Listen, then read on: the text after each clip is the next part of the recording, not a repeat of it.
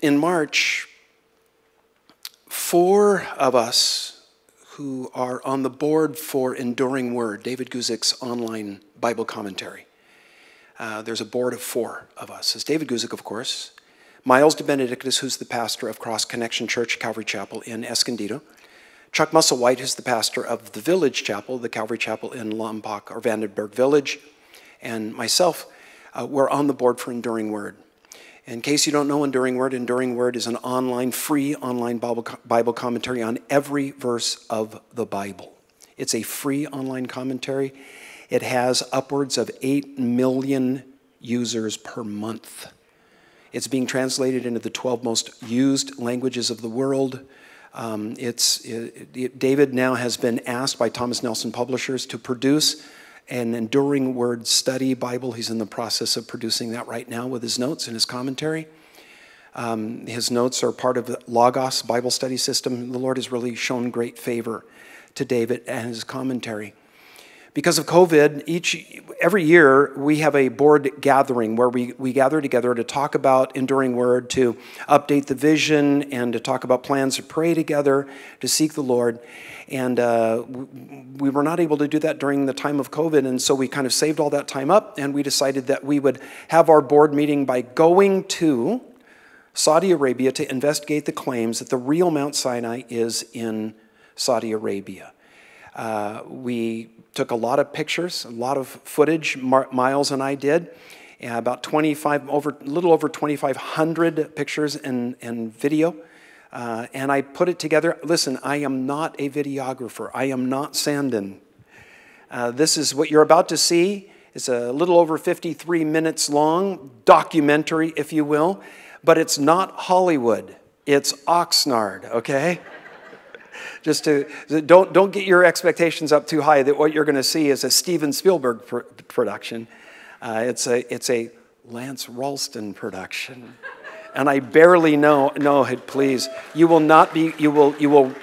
regret that you applauded after you see it.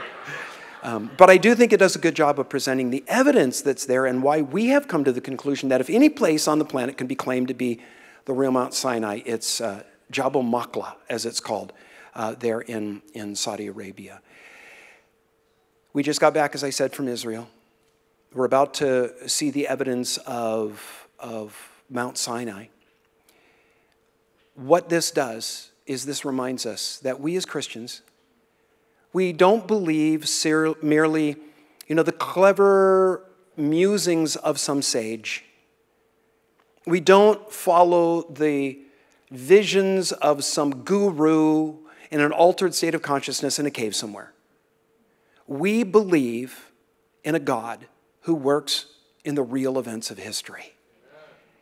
Israel, the Jews, look to the Exodus, and we as Christians look to the cross of Jesus Christ.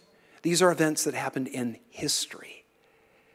As we were just there in Israel, and as you are about to join the 4 of us that went on this trip, and to see the evidence for the Exodus. So, roll that glorious bean footage.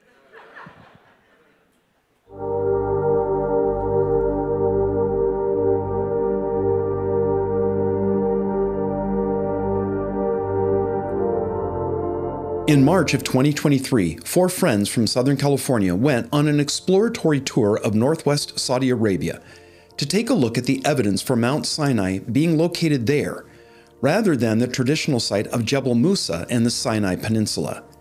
They were David Guzik, Chuck Musselwhite, Lance Ralston, and Miles de Benedictus. All 4 are pastors who have taught the Bible for many years and were curious to see if the claim made by a growing number of researchers about Mount Sinai in Arabia had merit. Their guide was Andrew Jones, who splits his time between Eastern Turkey, where he works on the Ark project, and Saudi Arabia, furthering research in the area. The tour had a total of 15 people, including Ibrahim, a Saudi national and director of a tour agency based in Tabuk. After several days of driving and hiking in often remote areas of northwest Saudi Arabia, the 4 pastors concluded that if any area can make a claim to being the location of Israel's journey through the wilderness to Mount Sinai, the region that they explored just east of the Gulf of Aqaba is most likely it. The traditional site of Mount Sinai in the Sinai Peninsula dates to the 4th century, when the Empress Helena, the mother of Emperor Constantine, visited the Holy Land on a quest to visit biblical sites. She identified them from local sources claiming to know where events had transpired hundreds of years before. Once Helena announced her acceptance of a location, a church or a shrine was quickly built and became a sought-after pilgrimage destination. Many of these sites remain as favored tourist destinations. Helena was told by the local Bedouins that Jebel Musa, that is the Mount of Moses at the southern end of the Sinai Peninsula, was Mount Sinai, and was confirmed to her in a dream. It has been the traditional site ever since. It seems reasonable to locate Mount Sinai in the region that shares the same name. But the peninsula wasn't called Sinai until well after the mount was said to be there. Factors against this traditional site of Mount Sinai are these. Number one, the valley leading to the mount is far too small to accommodate the 1 to 3 million people who made the Exodus.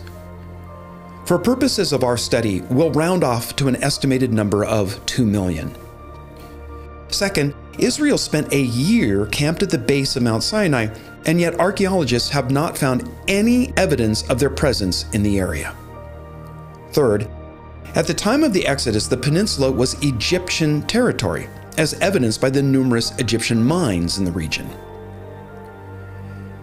After exploring the region of northwest Saudi Arabia, the 4 pastors concluded that area has a far better claim to be the location of the real Mount Sinai.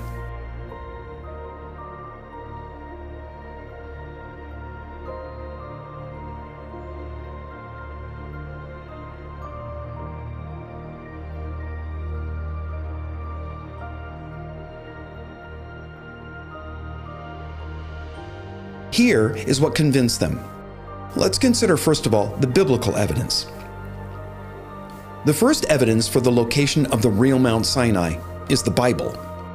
One of the most compelling pieces of evidence for the 4 pastors was several passages in the early chapters of Exodus. In Exodus chapter 2, we read this: Moses fled from the face of Pharaoh and dwelt in the land of Midian, and he sat down by a well. Now the priest of Midian had 7 daughters, and they came and drew water, and they filled the troughs to water their father's flock. A bit later in chapter 3, verse 1, now Moses was tending the flock of Jethro his father-in-law, the priest of Midian, and he led the flock to the back of the desert and came to Horeb, the mountain of God. Now this is when God spoke to Moses, sending him back to Egypt to deliver the children of Israel from bondage. In verse 12, God tells Moses, I will certainly be with you, and this shall be a sign to you that I have sent you. When you have brought the people out of Egypt, you shall serve God on this mountain. Meaning Horeb, the mountain of God. Horeb is another name for Sinai, as we will see. A bit further on in chapter 4, we read this: Now the Lord said to Moses in Midian, Go, return to Egypt, for all the men who sought your life are dead. Then once more in Exodus 18, Jethro, Moses' father-in-law, is referred to as the priest of Midian. The region of Midian is named after, of course, the Midianites, descendants of Abraham and Keturah, Abraham's wife after the death of Sarah. The Midianites occupied the northwest region of the Arabian Peninsula, just east of the Gulf of Aqaba. They never occupied territory west of there, and certainly not the Sinai Peninsula. In the New Testament letter to the churches of Galatia, the Apostle Paul refers to, quote, Mount Sinai in Arabia. The biblical evidence for the location of Mount Sinai points to Saudi Arabia, specifically to the land of Midian, which has been well documented as located on the east side of the Gulf of Aqaba.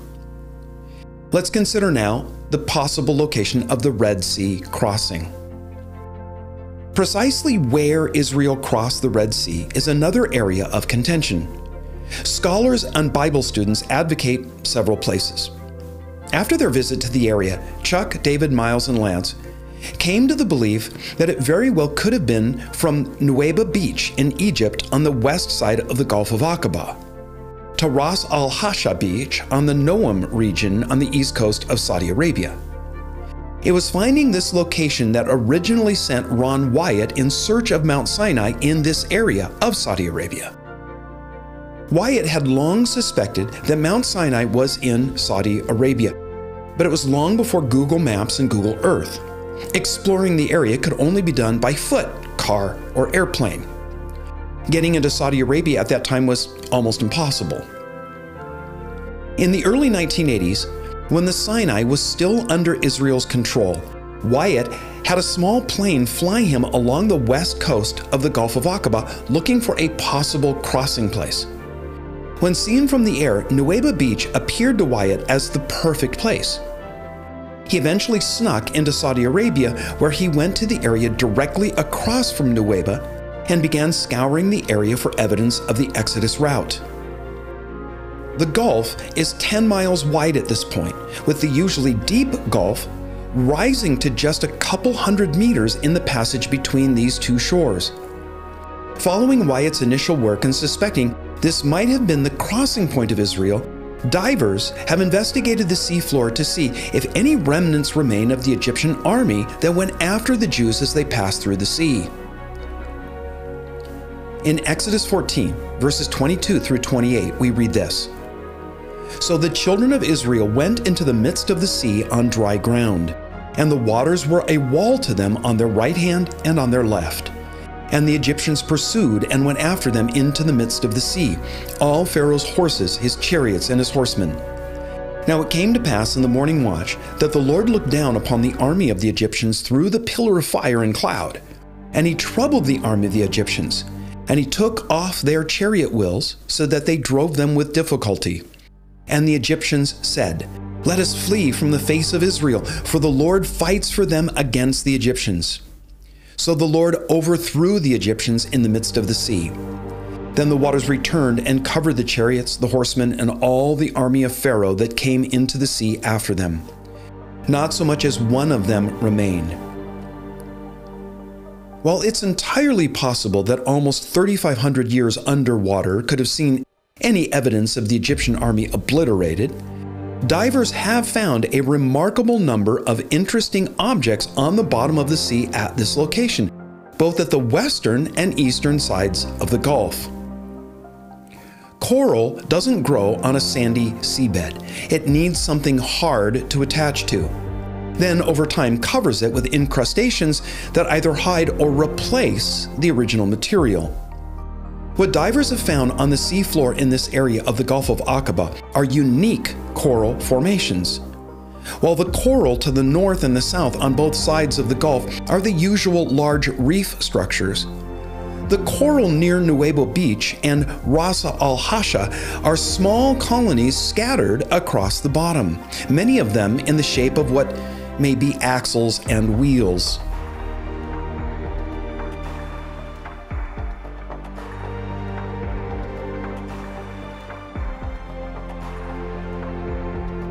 If this was the place of the Red Sea crossing, the Israelites traveled down the Wadi Watir and became hedged in on the shore at what is now Nuweiba Beach, just as it says in Exodus chapter 14, verses 1 through 3. Now the Lord spoke to Moses, saying, Speak to the children of Israel that they turn and camp before Pi-hahiroth, between Migdol and the sea, opposite Baal-Zephon. You shall camp before it by the sea, for Pharaoh will say of the children of Israel, They are bewildered by the land, the wilderness has closed them in. Some years ago, a solitary 20-foot-tall granite column was discovered at Nuweiba Beach. Ron Wyatt claims that when he finally made it into Saudi Arabia and examined the Saudi side of the Gulf, there was a similar column there. Wyatt was arrested by the Saudis not long after that and spent 70 days in jail. The Saudis thought that he was spying for Israel. He said that he was only there to investigate the location of the real Mount Sinai. When they asked him what proof he had, he mentioned the column. Wyatt and some Saudi handlers were then flown by helicopter from the city of Hakal to the area of Ras al-Hasha, where he showed them the column. That convinced the Saudi authorities that Wyatt was not spying for Israel, but was doing archaeological research. He was allowed to leave the country and rejoin his family. Later visits to the area by others found no column, and its current location remains unknown. Local Bedouins claim that there was a column there for decades. They differed on their stories of what happened to it. Some said that the Saudis buried it, while others said that it was hauled offshore and sunk. The origin of the column at Nuweiba Beach is a mystery. The granite that it's made from is not found in the immediate area. It was transported from many miles away. Its style is reminiscent of older Egyptian columns rather than later Greece. Some researchers propose that Israel's King Solomon erected them on both shores of the Gulf to commemorate Israel's exodus by marking the location of the Red Sea crossing. Solomon was active in that same area as recounted in 1 Kings chapter 9 and 2 Chronicles chapter 8. It was on the Gulf of Aqaba that he built Israel's merchant fleet. In 1 Kings chapter 6 verse 1, we find this. And it came to pass in the 480th year after the children of Israel had come out of the land of Egypt, in the 4th year of Solomon's reign over Israel, in the month of Ziv, which is the 2nd month, that he began to build the house of the Lord. The parallel passage in 2 Chronicles chapter 3, verse 2, narrows it down even further. Work on the temple commenced on the 2nd day of the 2nd month. This yields a date for the Exodus of 1445 BC, and hints at the idea that Solomon was interested in Israel's history. It may very well be that he was the one to erect the pillars at the places that Israel crossed the sea. He did have special columns made for the temple in Jerusalem. You can refer to 1 Kings chapter 7. Though the column that Ron Wyatt claimed to have found on the Saudi shore of the Gulf is missing, the one at Nuweiba Beach is still there, adding credence to Wyatt's claim. Let's consider now the evidence of the land of the Midianites, which was Jethro's home. Our next clue to Mount Sinai was the location of Midian. Archaeologists and historians are universal in their view that the Midianites lived in the northwest region of the Saudi Arabian Peninsula. Abundant archaeological evidence of their presence on the east side of the Gulf of Aqaba has been uncovered, while none has been found in the Sinai Peninsula. As we already noted in the biblical evidence, when Moses fled from Egypt in the earlier phase of his life, he went to the land of Midian, where he became the son-in-law of a man named Jethro, identified as a priest of Midian. Moses' occupation there was a shepherd who led Jethro's flocks throughout the area for 40 years. During that time, he would have ranged far and wide across the land in search of adequate pasture. Typical of shepherds, Moses knew where reliable water sources were located. Taking his flock on an extended foray, he found himself in the back of the desert at Horeb, the mountain of God, as Exodus 3 verse 1 describes it. It was there that God met him in the form of a burning bush that was not consumed. God commissioned Moses to lead the deliverance of Israel from bondage in Egypt, and says this in verse 12, I will certainly be with you, and this shall be a sign to you that I have sent you. When you have brought the people out of Egypt, you shall serve God on this mountain. Knowing that the Midianites occupied the northwest region of Saudi Arabia on the east side of the Gulf of Aqaba, and that their shepherds would lead their flocks within the borders of their own territory, strongly suggests Mount Sinai is located there. The area around the modern city of Al-Bad in Saudi Arabia holds abundant evidence of a major Midianite occupation at the time of Moses. Jethro, Moses' father-in-law, is presented as a significant figure in Midianite society. He may have lived where Al-Bad is today. This mount on the outskirts of Al-Bad is called Atel, an ancient city now lying in ruins and covered by soil. It's been fenced off for future excavation, though the fence is in disrepair, allowing access to explorers. One can find abundant evidence this was once a thriving city. These tombs are located not far from the Tell. They are Midianite and give evidence of a sophisticated settlement in this area. This well and the structures around it suggest that this was a source of water for a large community. Local tradition going back centuries regards it as the well that we read about in Exodus chapter 2, verses 15 through 17. When Pharaoh heard of this matter, he sought to kill Moses. But Moses fled from the face of Pharaoh and dwelt in the land of Midian. And he sat down by a well. Now the priest of Midian had 7 daughters, and they came and drew water, and they filled the troughs to water their father's flock. Then the shepherds came and drove them away. But Moses stood up and helped them and watered their flock. Is this well the well of Exodus 2? Local tradition says that it is.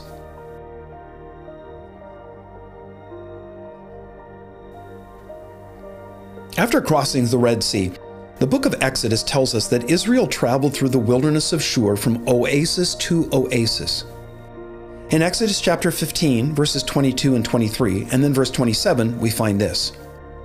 So Moses brought Israel from the Red Sea, when they went out into the wilderness of Shur, and they went 3 days in the wilderness and found no water. Now when they came to Marah, they could not drink the waters of Marah, for they were bitter. Therefore the name of it was called Marah. Then they came to Elim, where there were 12 wells of water and 70 palm trees, and so they camped there by the waters. There are no places in the region known as Marah and Elim today. But there are some oases that may be these ancient camping places of Israel as they made their way through the area. One that we visited was Tayyib al-Izm, reached by a narrow valley from the coast that strikes east and then broadens into a wide valley granting access to the mountain range known as Jabal al-Laz, in which Mount Sinai is located.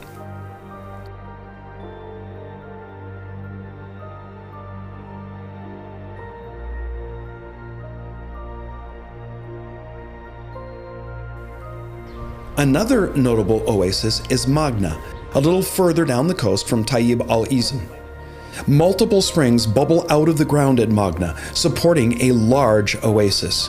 Here at Magna, it is a coastal oasis, but it has a very strong tradition that Moses was here with the Israelites. And so it's known to old ancient times as the springs of Moses, or Ayin Musa. And you can see the springs here. Now, some of the tradition has that there used to be 12 springs, and so for some people this is Elim with the 12 wells or the 12 springs. For other people, this is the coastal oasis with Numbers 33, because it says after they left Elim, Numbers 33 lists all the camping sites from Goshen to the Promised Land. And it says after they left Elim, they camped on the Red Sea.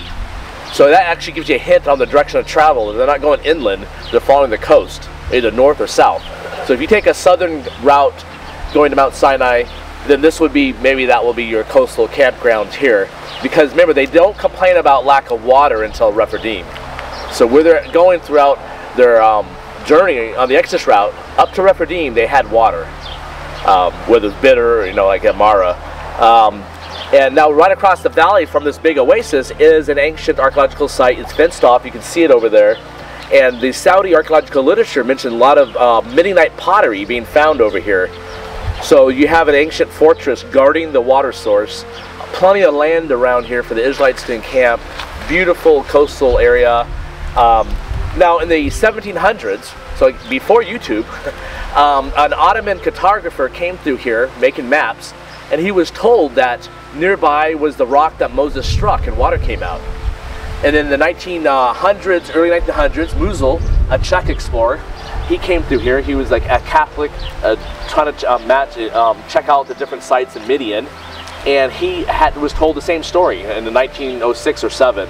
In the 1950s, Philby, a British explorer, he came through here and he was told the same thing. It is only 12 miles from Tayyib al-Izm to Magna, a day's journey by foot. From Tayyib al-Izm to Rephidim is 30 miles, a journey of 2 to 3 days and easily made by connecting wadis.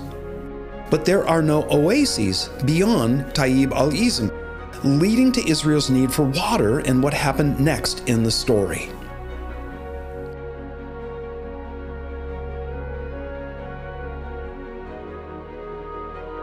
In Exodus, we read this, "And they journeyed from Elim, and all the congregation of the children of Israel came to the wilderness of Sin, which is between Elim and Sinai, on the 15th day of the second month after they departed from the land of Egypt. Then all the congregation of the children of Israel set out on their journey from the wilderness of Sin, according to the commandment of the Lord, and camped in Rephidim. But there was no water for the people to drink. Therefore the people contended with Moses and said, "Give us water, that we may drink." And the Lord said to Moses, "Go on before the people, and take with you some of the elders of Israel. Also take in your hand your rod with which you struck the river, and go. Behold, I will stand before you there on the rock in Horeb, and you shall strike the rock, and water will come out of it that the people may drink." And Moses did so in the sight of the elders of Israel. The result was an abundance of water sufficient to meet the needs of the entire camp. Note that God directed Moses to the rock in Horeb. An important piece of information is needed at this point. When we speak of a certain mountain, we usually mean a specific peak. But people of the ancient Middle East did not think of that. When the Bible refers to Horeb as the mountain of God, think mountain range rather than a specific peak. The term Southern California refers to a region, not just the cities of Los Angeles or San Diego. The Mediterranean Sea is a vast area, not just the waters of the French Riviera. Horeb wasn't a single peak. It was a range of peaks today known as Jabal Alaz, of which one peak was Mount Sinai. There was likely a unique rock feature at the base of the Horeb range that Moses knew of because he'd led his father-in-law's flocks into the area. When God spoke to him about the, quote, rock in Horeb, unquote, Moses knew precisely where God meant and led the people there. Now, it's an arid area with no springs. God intended to do something remarkable that would both send the message that he would take care of the people and that Moses was the one that he chose to lead them. As God had said, when Moses struck the rock of Horeb with a staff, water flowed in abundance for the people.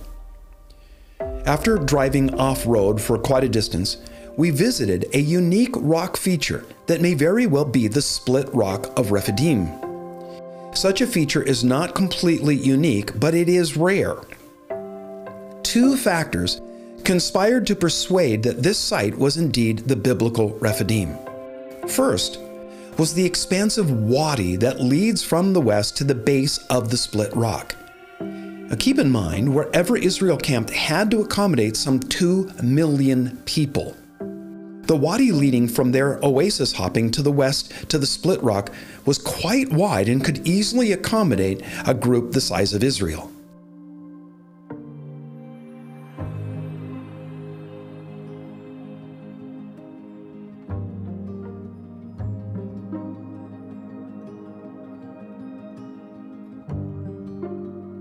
The second factor was the presence of massive water erosion below the split rock, evidence that water had indeed flowed in that area. Now, others who have visited the site understandably take pictures of the split rock. It's a wondrous sight, even if it isn't Rephidim. But if it is the place where water flowed, there has to be evidence of water erosion. The pastors were eager to investigate the site to see if there was evidence of such, and much to their delight, there was. At the base of the hill, topped by the split rock, is evidence of significant water erosion that happened rapidly over a relatively short period of time. The arid nature of the region means that though some 3,500 years have passed, the evidence has been preserved, not obliterated by the ravages of time and storm.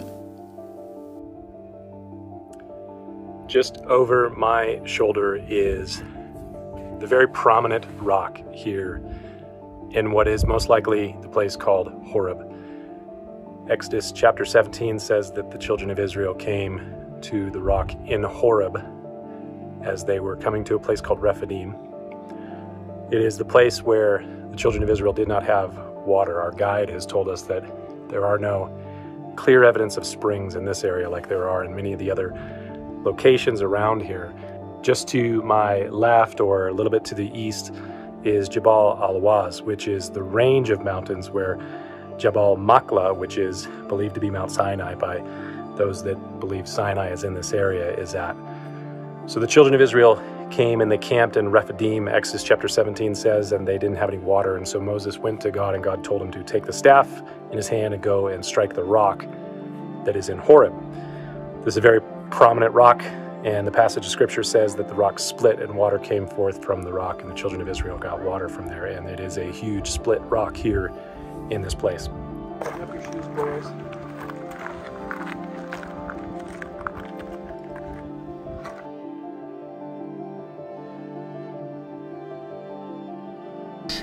And could very well be that Moses stood somewhere right near here and split the rock and provided water where all that unusual erosion is, as noted by Pastor Lance. It's a remarkable sight, and in so many ways it fits the biblical record of Rephidim.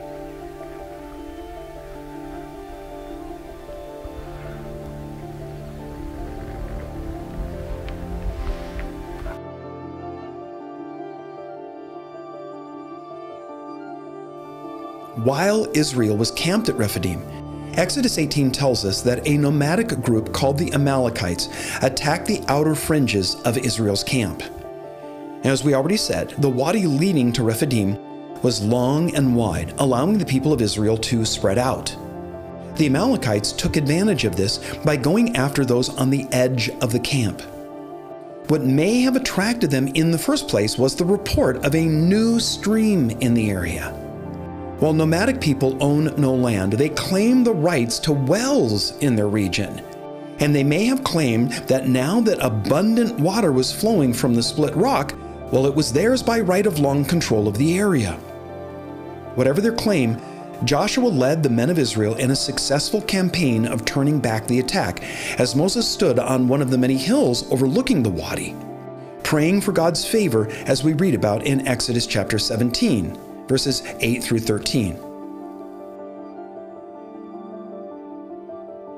The very next chapter, Exodus chapter 18, says that before Israel left Rephidim for the last leg of their journey to Mount Sinai, Moses' father-in-law Jethro came to him, bringing Moses' wife and 2 sons.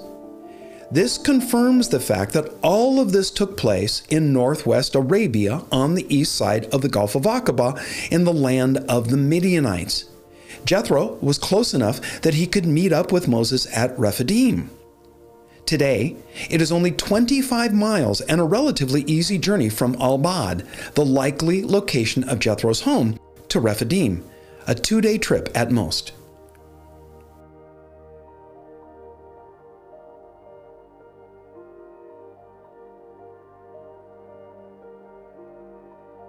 No route from Rephidim to Mount Sinai is given in the book of Exodus. The shortest route through the wadis that interlace the area is about 22 miles. When Ron Wyatt originally investigated the area, a primary concern in his search was locating a peak in the Jabal Allah's range before which a plain large enough to accommodate a couple million people could be found. The few maps available to Wyatt identified only one location: the plain that stretches to the east from the peak known locally as Jabal Makla. Wyatt went to investigate, and what he found commended itself as the real Mount Sinai.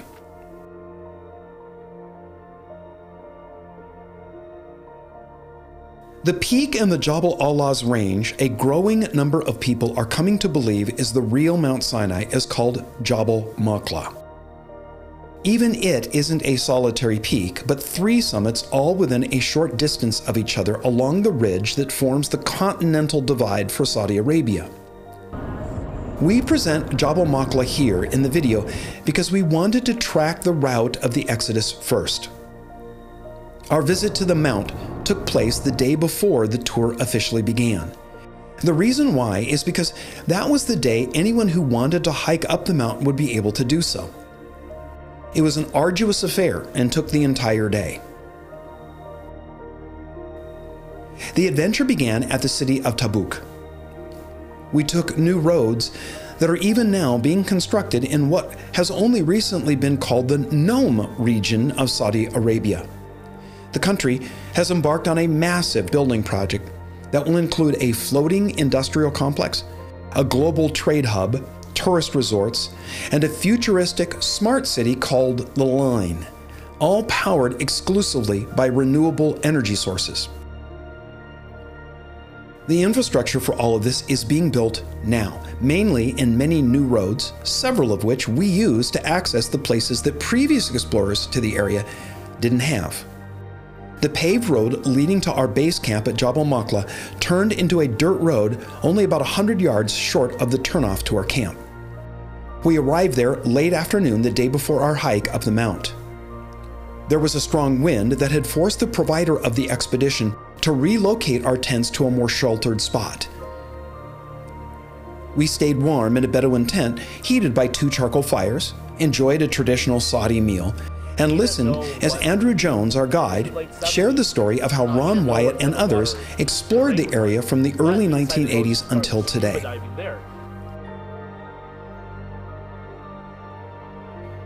We rose early the next morning to a glorious sunrise, casting its light on the face of Jabal Maqla. Anticipation of the climb up the mount began to grow. All right, so I'm standing here in front of, behind me, over there is the mountain, the series of peaks called Jabal Maqla.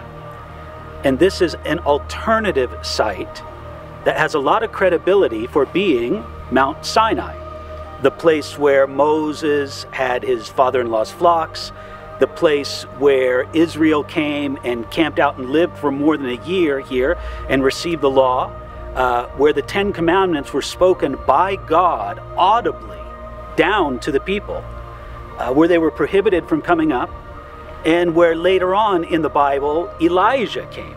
There's a cave up there that we're going to take a look at later on, supposedly to be Elijah's cave. But the important thing is that this is a credible site. There's controversy about this, there's no doubt about it. The traditional site is over on the Sinai Peninsula. We are on the Saudi Arabian side of the Gulf of Aqaba. And it has to do with where did Israel cross the Red Sea. It has to do with what is the most logical route. It has to do with where the Midianites were, because we know that Moses' father-in-law was a Midianite, and we know that the Midianites were in a close geographical region to Mount Sinai. There's a lot to recommend this particular site. So what we're going to do today is we're going to take a hike up to the peak, assuming we can make it, up to the top of that peak, and to take a good look around and to see what we can find. Investigate the cave if we can. This is a spot that up until just a few years ago has really been restricted. It started to be investigated and discovered in the early 1980s, and up until just a few years ago it's been very restricted, but now it's much more open. We're here with a recognized tour group to come take a look at it. We made sandwiches and filled bottles with water for the climb, packed our bags, tightened our laces, and then loaded into the vehicles to drive a short distance as far as the road could take us. We then began our hike across a plain to the base of the mount. Just a few hundred yards later, we came to a downed fence. Years ago, when interest in the region as the location of Mount Sinai began to grow, Saudi officials erected a razor wire topped fence around the entire base of the mountain. At some point, a storm knocked down a large section, allowing access. Andrew, our guide, then led us a half a mile across the plain to the very base of the mount. It was there we came upon the ruins of an ancient structure. The layout and location suggested this was the altar of Moses described in Exodus chapter 24, verse 4. There we read, Moses rose early in the morning and built an altar at the foot of the mountain and 12 pillars according to the 12 tribes of Israel. One section of the ruins suggests an animal pen. Andrew informed us that excavations at what appeared to be an altar revealed a thick layer of ash, something expected at an altar. An additional element suggesting that this was the location of the altar that Moses built was a nearby spring, the only one in the area. Priests were required to engage in extensive purification rites before offering sacrifices. The presence of the spring not more than 20 yards away seems to cinch that location as the place of Moses' altar. As mentioned in verse 4 of Exodus 24 are the 12 pillars that Moses erected as representatives to Israel's 12 tribes. Supremely curious was the abundance of obviously quarried and shaped white marble scattered over the ground in this location. Several round pieces suggest they were once part of columns. Equally curious is the presence of marble in this area. The Jabal al-Lawz range is a highly weathered granite of a medium brown color. There are also occasional outcroppings of dark gray basalt. Now, these are igneous rocks. Marble is a metamorphic rock and does not occur within igneous formations such as those composing the Lawz range. Yet near the summit of Jabal Maqla, there is a marble deposit that bears much evidence of having been quarried. While an analysis comparing the quarry and the white marble rocks scattered over the location of Moses' altar has yet to be done, the material does look to be the same.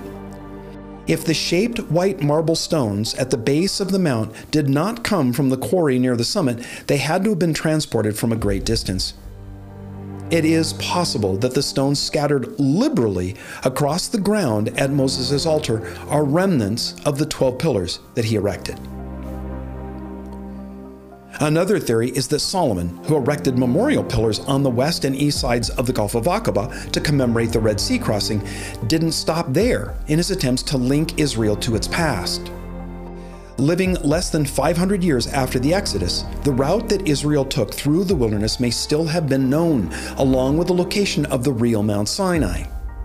Some believe that the ruins at the base of Mount Sinai originally were Moses' altar, but the site fell into disrepair after Israel moved on. Solomon then returned and rebuilt the site as a memorial to the national covenant that God had made with Israel there at the mount. The ascent of Jabal Maqla begins immediately after Moses' altar, which is located at 5,100 feet in elevation. The summit of the mount is 7,500 feet.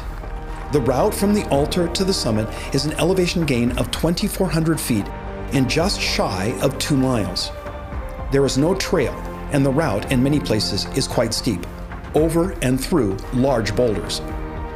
With more visitors to the area wanting to make the hike, a trail may one day be made, but it will take a lot of work and even then will not be an easy climb. But it was worth it. From a vantage point halfway up the first slope, looking back down to Moses' altar, the outline of the site became clear and stood out as an interesting feature. That vantage point also revealed the vast open plain lying directly east of the mount.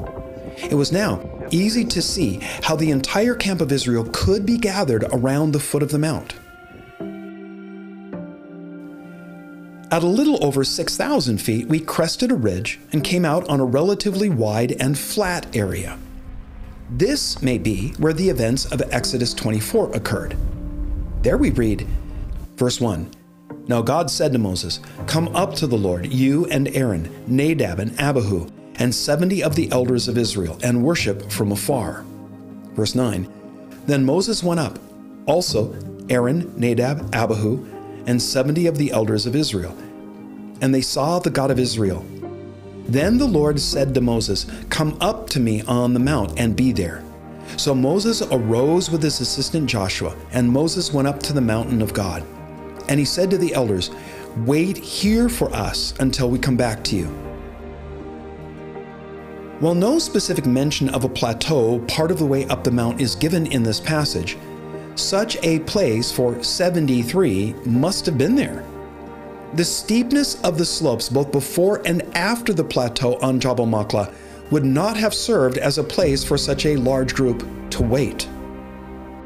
Andrew, our guide, knew that someone had placed a shofar in a protected space between some rocks on the plateau and went to retrieve it, then replaced it after we had a little fun, embarrassing ourselves trying to make it sound.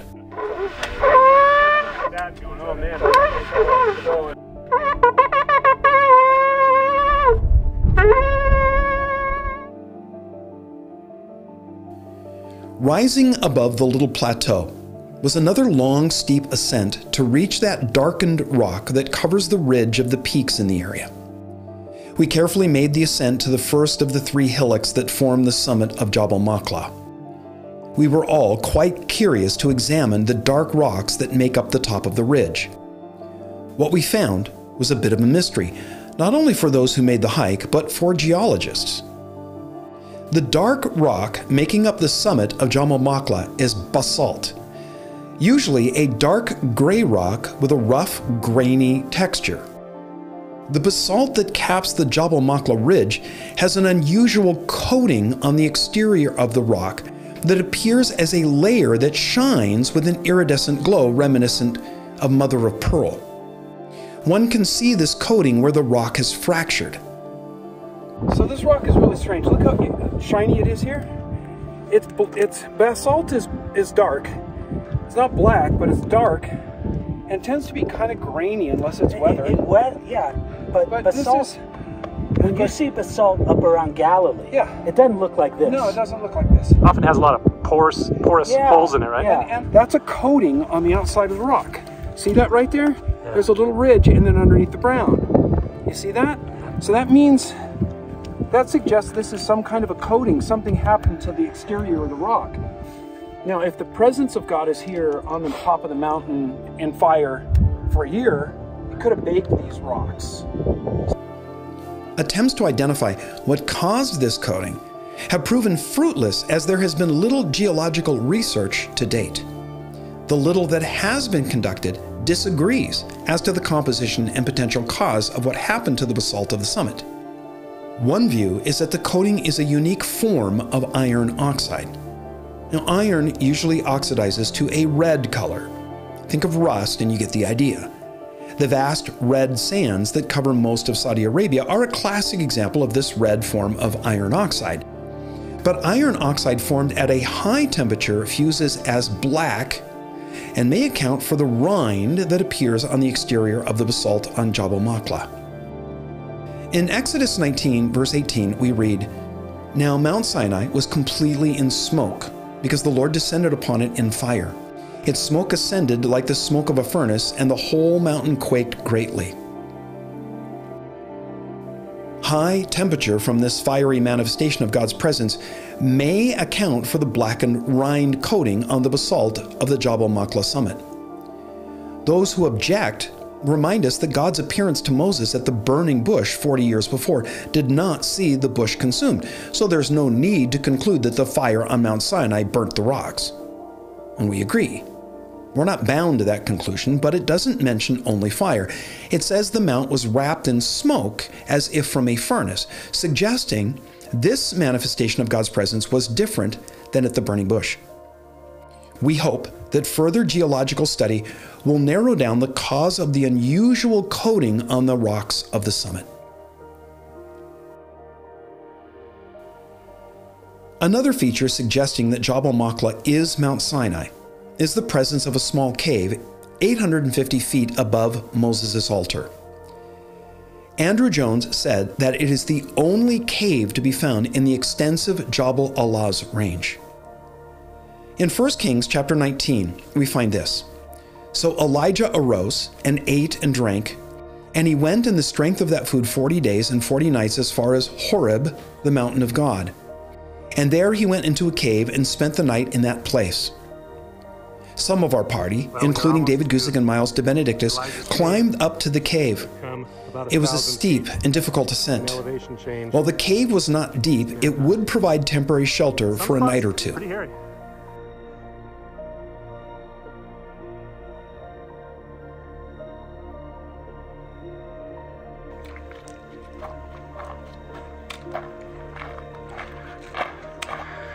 That was great.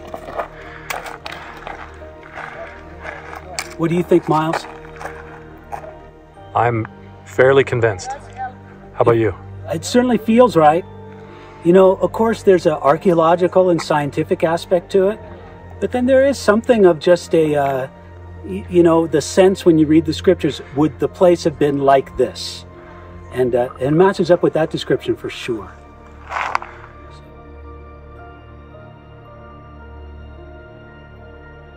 Before making the ascent to Elijah's cave, The group investigated the several ancient wells in the plain that lies before Jabal Machlah. These wells lie along the edge of the stream that flows from the mount. While there is no mention of wells in the Exodus account of Israel's time at Mount Sinai, it stands to reason that since they spent a year there, they would have dug them in places they knew that water was likely to be found.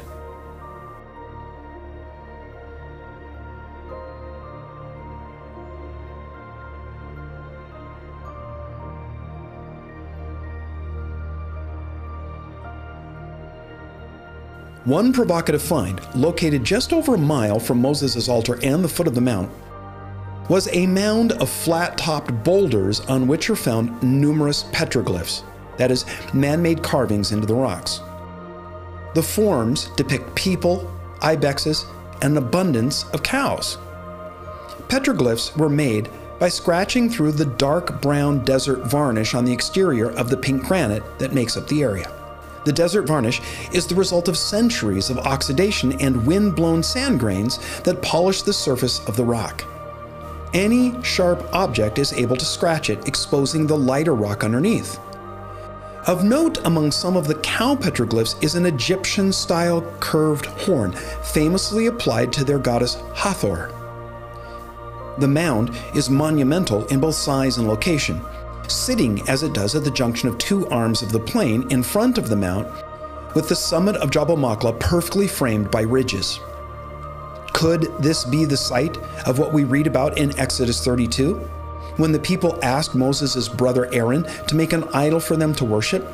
Aaron took a huge offering of gold from them to make a calf, which he then made an altar to. While this could have been anywhere, with no evidence remaining till today, verse 19 says, "And so it was, as soon as Moses came near the camp, that he saw the calf and the dancing." Wherever the altar was that Aaron had built for the golden calf, it had to be high and large enough for Moses to have seen it as he approached the edge of the camp. The site that we investigated in the plain before Jabal Machlah is easily seen from the base of the mount, a mile away. Now, this doesn't prove that the site was where the golden calf altar was, but it is one more piece of evidence that, when combined with all the others, suggests that Jabal Machlah is Mount Sinai. Following the debacle with the golden calf, Moses instructed the men of his tribe to take swords and slay those who'd been wildly worshiping the golden calf. In Exodus chapter 32, verse 28, we find this. "So the sons of Levi did according to the word of Moses, and about 3,000 men of the people fell that day." Apparently, this purge didn't take out all the guilty. In verse 35, we read that God dealt with those who got away. So the Lord plagued the people because of what they did with the calf which Aaron made. How many fell in this plague, in addition to the 3,000 of verse 28, isn't given. But it's likely that all the bodies of those who died would be considered especially unclean, and so removed to a distance well outside the borders of Israel's camp. Well, it just so happens that there is a massive graveyard 4 miles north of Jabal Machlah as the crow flies, 5¼ miles by foot, as one has to follow the wadis and washes that lace the area. What's remarkable about this mass graveyard is that it's in the middle of literally nowhere. There are no ancient settlements nearby, none. Nomadic tribes have roamed the region for centuries, but their groups are small in number, a couple dozen people. Judging by the number of rectangular plots in the graveyard, thousands were buried there. The evidence of its date points to the Bronze Age, the very time of the Exodus.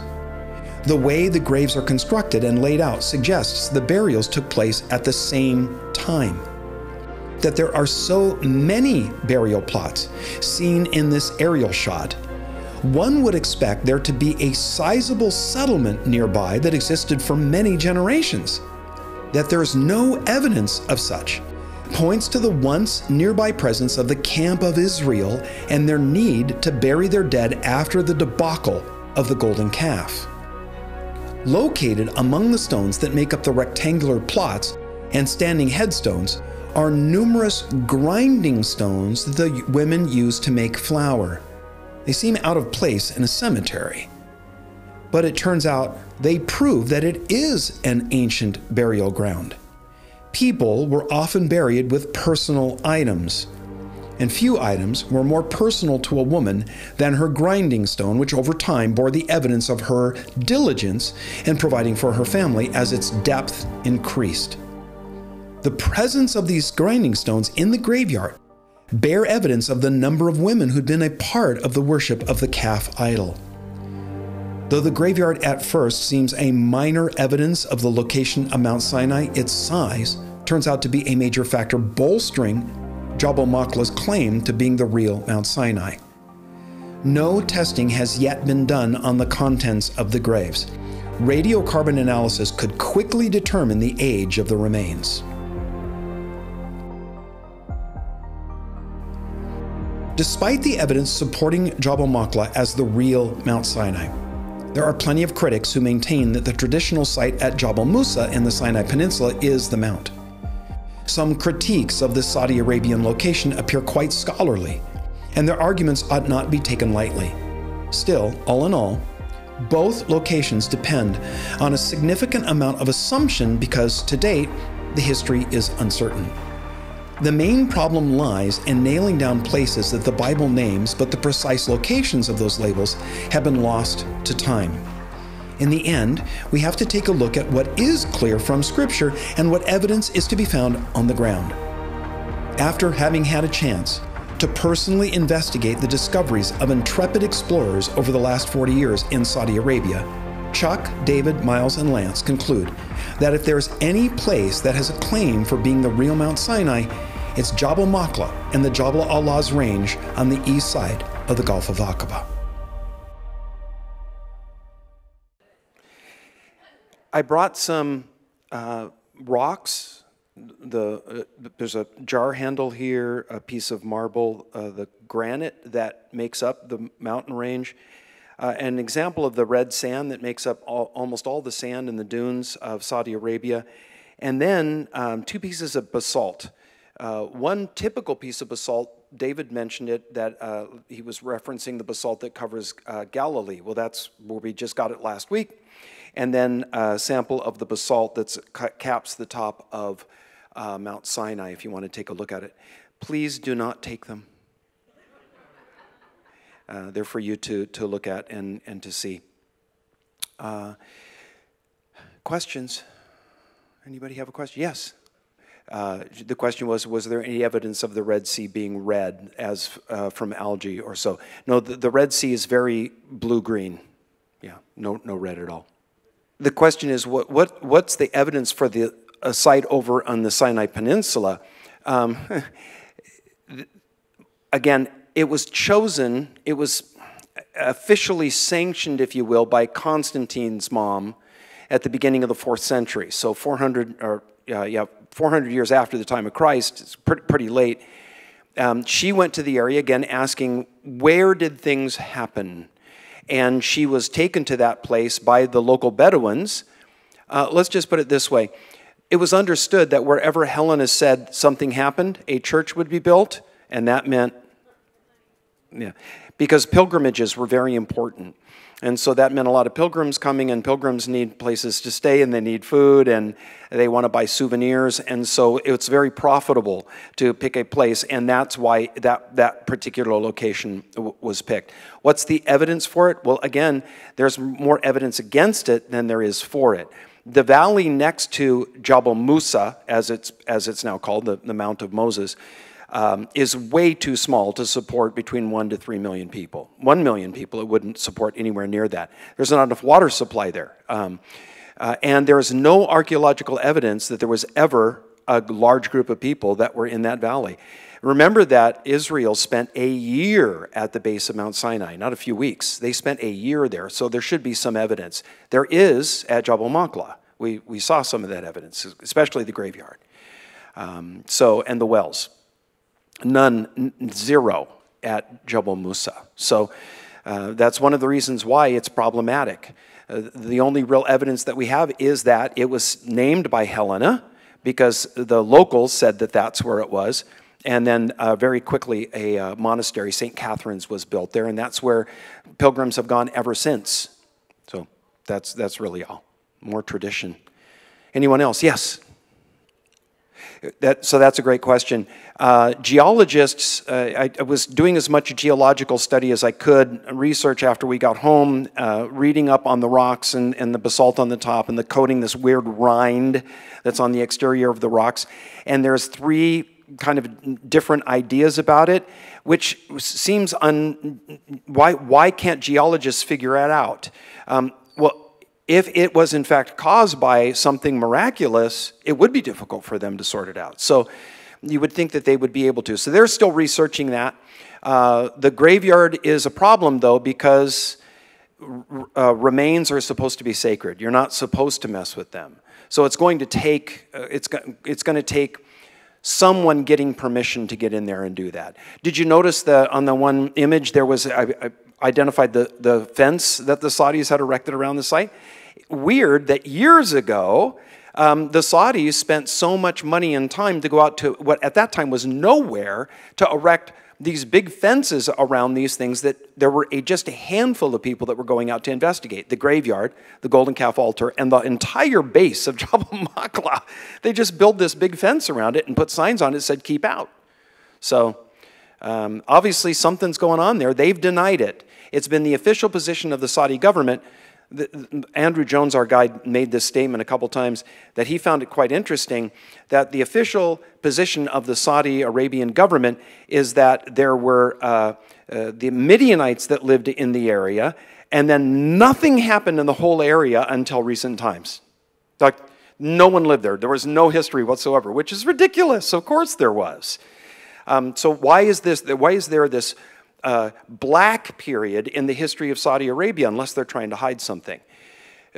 You saw on the video that Saudi Arabia is now developing that whole area called the Neom area. And they're laying in all the infrastructure now. And let me tell you, the roads that they're building and the infrastructure, we stayed in the city of Hakl, which is on the coast way up north by the border with Jordan. We stayed there, and we stayed in, I think in Hakl there was maybe 2 hotels. And the hotel that we stayed in was pretty rustic. Right across the street from us, they were building 3 brand new, super modern hotels. So they're getting ready for something. And I don't think it's just the Neom project. The way that they're laying in these roads right by these places that we went to suggests they're expecting tourism to shoot through the roof. So I have a suspicion that they're going to be disclosing some stuff pretty soon.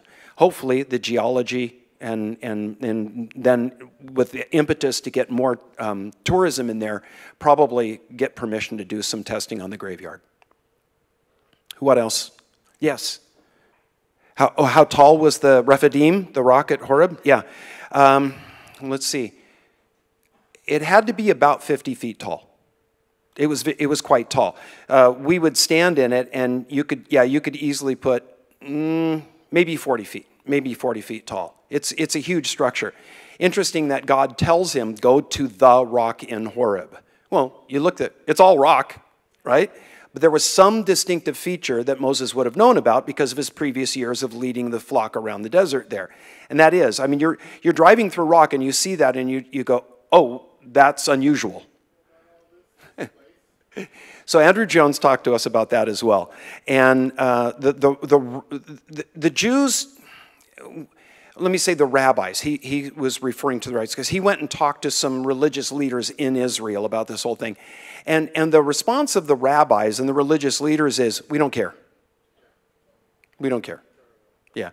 To us, where is not important. It did happen. That's all that matters to us. Yeah. They're really not concerned about the location. Definitely by the Saudis. The Saudis don't need any help from the Chinese. Yeah.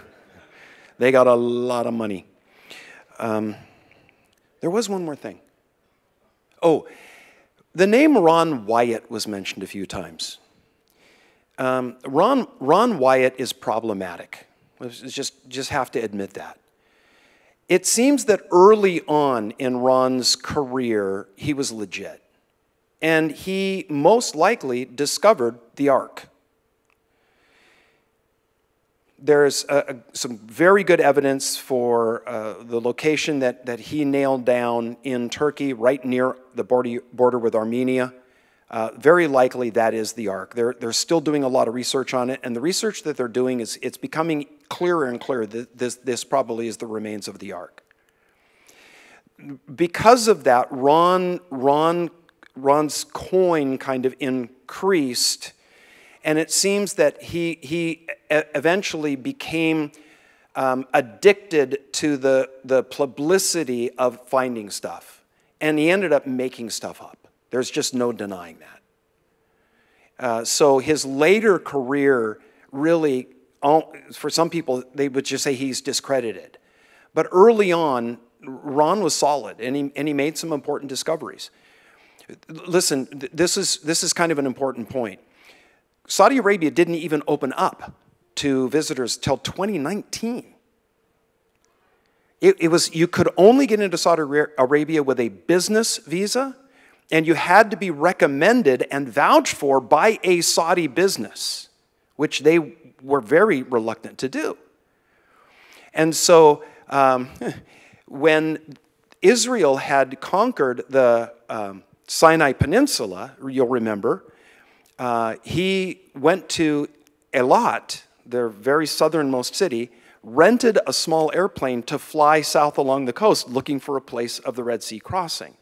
Saw Nuweiba Beach, went over then snuck into Saudi Arabia, found that pillar on the eastern side.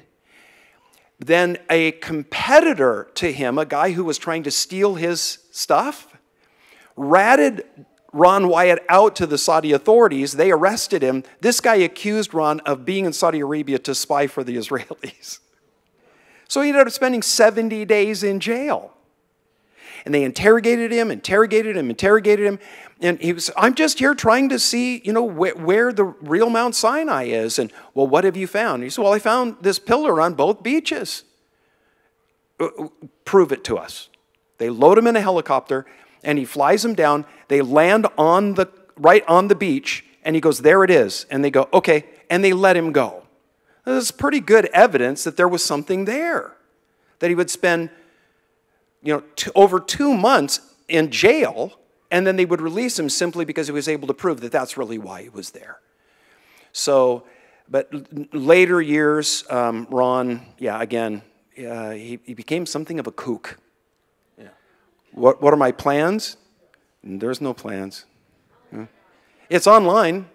I posted. I have a YouTube channel called Into His Image, and it's posted there. Enduring Word has posted it on their website as well. It's getting pretty good traffic. So yeah, it's free. Anybody, you're welcome to use it. Okay? All right.